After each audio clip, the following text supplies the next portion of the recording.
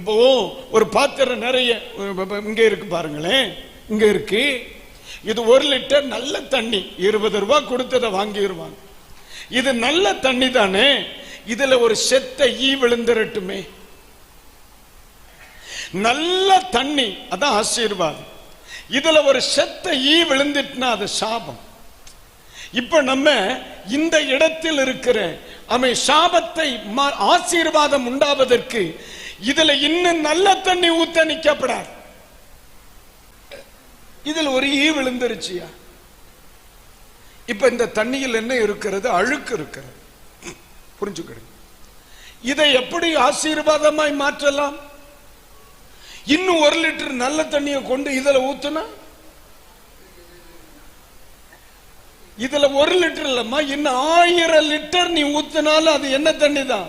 அழுக்கு தண்ணி தான், கெட்டு போன தண்ணி தான். இன்னைக்கு சபைகள் என்ன செய்துட்டு இருக்க தெரியுமாமா? ஒரு குடும்பத்தில் ஆசீர்வாதம் இல்லை, ஒருவன் வாழ்க்கையில் ஆசீர்வாதம் இல்லை, ஒரு ஊழியத்தில் ஆசீர்வாதம் இல்லை, உன் வீட்டில் ஆசீர்வாதம் இல்லை. நீ ஆசீர்வதிக்கப்படுகிறதுக்கு என்ன செய்யறாங்க? இஸ்ரவேலை ஆசீர்வதிக்கிறவர் உன்னை ஆசீர்வதிப்பார், உன்னை வாளாக்காமல் தலையாக்குவார், உன் கண்ணீர் மாறுகிறது. கலங்காதே மகளே. செவ்வாய்க்கிழமை கூட்டத்தில் 1 லிட்டர் தண்ணி ஊத்துறான், வெள்ளிக்கிழமை கூட்டத்தில் மறுபடியும் 1 லிட்டர் தண்ணி ஊத்துறான், சனிக்கிழமை கூட்டத்தில் மறுபடியும் 1 லிட்டர் தண்ணி ஊத்துறான், ஞாயிற்றுக்கிழமை கூட்டத்தில் மறுபடியும் தண்ணி ஊத்துறான். செத்தையை உள்ளத்தானடா கிடக்கு. 1000 லிட்டர் ஊத்தினாலும் அழுக்கு தண்ணி தானடா. ஒரு அல்லேலூயா. எனக்கு தெரியுது இந்த பிள்ளைகளுடைய வாழ்க்கையில ஆமீன் ஆசீர்வாதம் இல்லைங்கிறது எனக்கு தெரியுது.